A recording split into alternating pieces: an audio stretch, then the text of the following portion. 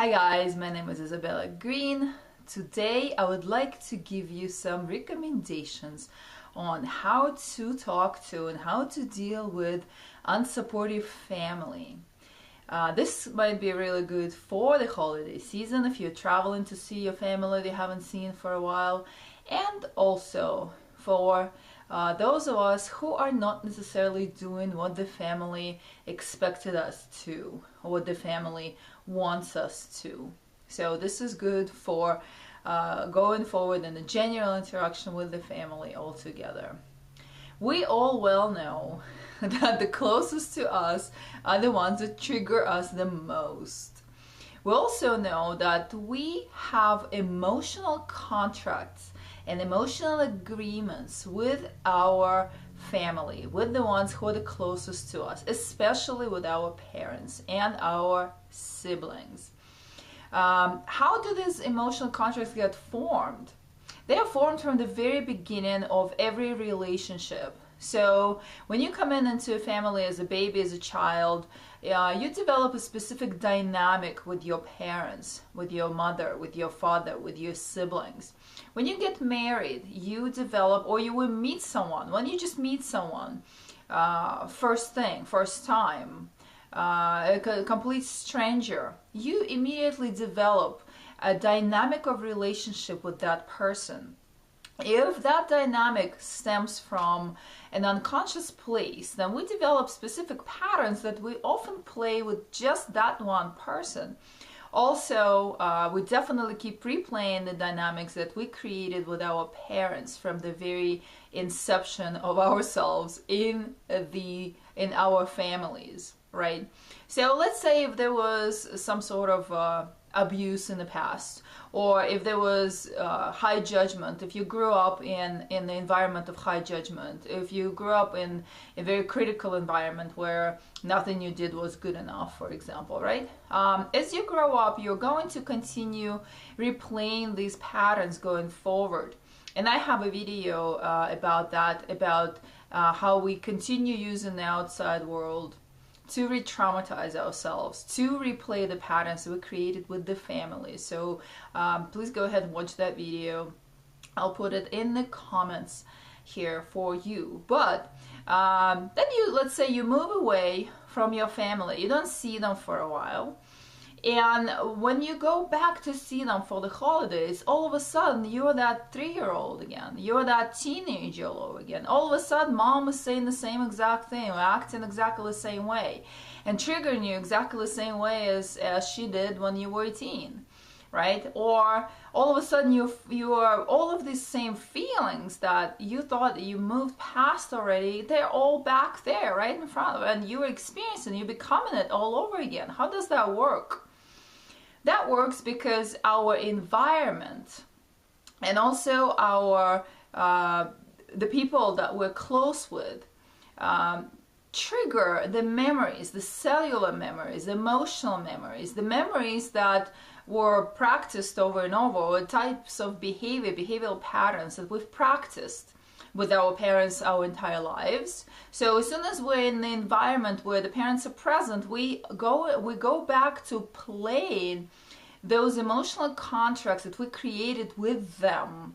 And very often people say, wow, I'm a completely different person outside of my family environment. Once I go back into my parents' house, what happens? I'm just back into feeling all these awful feelings from the past, for example, right? Shame, guilt, feeling of unworthiness, and then the parents are asking questions, for example, right? They make you feel even more so, and everything you respond to, they respond to just like they did when you were a teenager. Why is that? Well, that is because they are running that same program on their end as well. They're running an emotional contract. The minute they see you, they go into that gear of parenting, and they go into what they remember, what they know, how they treated you before, and these mechanisms go so deeply into the subconscious space that people don't even know that they're trying to pull you back into the old emotional contracts. Why? Because it feels familiar. And what's familiar is usually feels good, although it might feel awful really while it's happening. But That's something that our brains do. Our brains try to pull us into something that is already familiar. There are literally tracks in people's brains of how to interact with each individual person, with each person in their lives, each friend in their lives. I've actually heard someone that I haven't seen for a number of years that I used to be very close with, and when I saw that person, he told me, I used to like you much better before. You were much better before you turned into the spiritual person all of a sudden. Well, when he knew me, I was, from my perspective, presently, I was a completely different person. I was partying, I was drinking, I was completely unconscious. But for that person craves something that is familiar. This is what happens when we are in the environment and in the presence of people with whom we have emotional agreements. We also have emotional agreements with our environment. For example, if you always ate, I don't know, turkey or whatever, or ham, right, in your grandmother's house or in your parents' house, when you come to your parents' house and you could have been vegetarian for 10 years, right, since you last did it. But when you come to your parents' house, all of a sudden you start craving that. Same with an environment. Let's say you're driving through town that you haven't been for a while, and you remember that you used to go to this, I don't know, place and get, for example, I don't know, ribs, right? And you haven't had ribs in 10 years or 5 years. You've been a vegetarian. Now you come back and you're driving by that place, and all of a sudden you get this nostalgic feeling like, oh, I'm really craving those ribs I used to get. How is that possible? That is the emotional contract with the environment, with the places, because our brains record that like a camera. Our brains record what we liked. Our brains also record what we didn't like and create patterns inside the brains. These are like pathways inside the brains that once the environment and ourselves are matched, we start automatically, unconsciously, we start to run the same patterns. The same pathways get activated again. So, knowing all that, now what do? You show up into your, for example, parents' house for the holidays. Everyone is there. The whole family is there. They want to talk to you. They want to know who you really are, and you have changed so much, right? For example, if you are a light worker and you gave up on the whole conventional paradigm and you moved out of that town, and you're no longer holding conventional job, and you're no longer in drama, you're no longer in sickness, and you're no longer watching TV or know anything about the news, and you're no longer interested in discussing the president, and you're no longer in that whole old environment, you're no longer in that whole old energy. You're living in a whole different world now, right? Or you're trying to create, not trying, but you're creating that same, or that whole new reality for yourself. And then all of a sudden you're surrounded by people who are doing all that same stuff from the past. What do? Well, here's the mistake that most of the newbies on this path do. They go to the family and they start to try to convert the family, or to show how wrong the old ways are, or to have heated discussions about the new way versus the old way. Well, this can only lead into conflict. This can only lead into resistance. When we try to push someone who is not ready for the new life, a new thought, a new environment, a new belief system, we try to push them, and we have emotional contracts with them, for example, of them being our parents. This is really not gonna go so well for us at all, because this is only going to lead to conflict. So what do? We observing the whole family sitting there, eating ham, drinking, I don't know, hard alcoholic beverages, eating conventional cake, talking about politics. And we're sitting there with that family. What do? There is a way to present your case. There's always a way to present your case when you're asked questions in a manner that is going to be non-triggering to the family. And that has to come from you being in a non-reactive place. We really have to watch our own internal state. First of all, it's good to rehearse the whole thing. You know, before you go, sit there and say, okay, I know this is what's going to happen. I accept that I'm going there because this is my family. I accept that I'm going to be in that environment. Bring something with you that is going to remind you of your own environment. I used to carry with me in my phone meditations. Also the bracelets, the jewelry, the energy stuff, the stuff that reminds you of bring your own, I don't know, your own phone, your own computer, so that you could have moments when you remind yourself of who you really are now. Also, when you're asked questions, watch how you respond. Watch for the old traumatized child to come up and for you to go into defensive mode. Watch the stubborn teenager come up and for you to go into resistance, defense, and rebellion mode. Speak from the place of a grown-up who is enlightened, who is a light worker now, who is here to not to create conflict, but just to present your energy.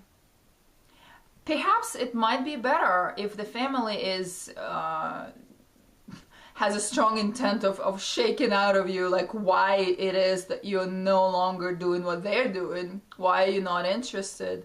Perhaps the better way is to speak as little as possible, because most of the time your own peace, your own balance, your own state of mind is way more important than proving to the entire group that you're right. And then also, from where they're coming from, they're right as well. That's their right to be right in the system of beliefs that they know. Present your case from the place of confidence, from the place of calm. The place of confidence is going to be difficult to achieve if you were always treated as someone who is unworthy, not good enough. Show us your achievement. What's your achievement? What if your achievement that year was just getting out of the whole mode of achievement? What do you do then? Well, there's a way to speak, not to trigger these people. You can say, I'm working on it. I'm moving into a whole new reality. I'm creating a new lifestyle. I'm happy where I'm at. Well, because ultimately your parents want you to be happy. The thing is that they're trying to make you happy the way they know how, based on the whole system of beliefs that they were raised with and they believed were going to make you happy. But if you, from a really calm, relaxed place, and you're probably going to have to meditate at night or in the morning to get yourself into a really calm and relaxed place, whatever it takes. Take your walks during the day, walk out, take a breath of air, listen to your meditation or a video of of Team Light or something to remind you of who you are now and where you now belong and what are you choosing for yourself. But when you're coming from the very calm place, you can just tell them, Mom, I got it. I'm happy now. It works for me. I love where I'm at. And don't try to convert them. Do not tell them that their ways are old, that they're unawakened and spiritual, all of that stuff, because it's painful. It's going to create conflict. It's going to make them feel really bad. They're going to attack you right back. So keep your belief system to yourself. Bring your well-being, your balance, your state of calm, your state of confidence in what you are believing in and what you are now doing with yourself. And I promise you that they're going to try and ask you questions and try to play old emotional contracts with you. If you maintain that space, eventually everything is going to calm down. There's nothing wrong with changing the subject too. If the same question is asked over and over, you're not comfortable answering it because you think that they're going to be ridiculed or laughed at or what have you, and if you are not strong enough to hold the confident space to say, yeah, that's what I'm doing now. I know you're laughing, it's all right. That's what I'm doing now. If you're not comfortable there, change the subject. Say, oh my God, there's this movie on right now, or let's watch this, or let me clear the dishes, and just move yourself physically out of that stream of thought. But it is really the inner work. The more you work with your own self, the more you anchor that knowing of your multidimensional self, your new human self, your knowing of your own purpose, your knowing of your own path. The more you own that, the less you're going to be triggered, and the less you're going to feel insecure to, first of all, be there in that environment, and secondary, to just be quiet about it, be humble about it, or to speak about it in a manner that does not create reactive response. And it's entirely up to you. And I tell you something else. If you look at the history, even your own family probably, and the history of the world, people always respect the ones who chose a different path and stood by it no matter what. You might hear your parents tell you, you know what, years later maybe years later, but you might hear your parents tell you, you know what, I'm really proud of you. You really made your choice and you stood by it no matter what. And we tried to change your mind, and you just knew what you were doing, and look where you're at now. We're so proud of you.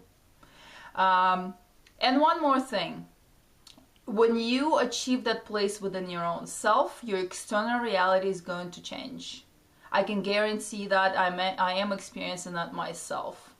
When I started on this path, when I left the matrix, when I created my own completely different type of life here in Sedona and started doing this whole metaphysical stuff, which was ridiculous to all my friends and all of my relatives too, I was constantly ridiculed for a number of years by 99% of the people around me, especially my parents.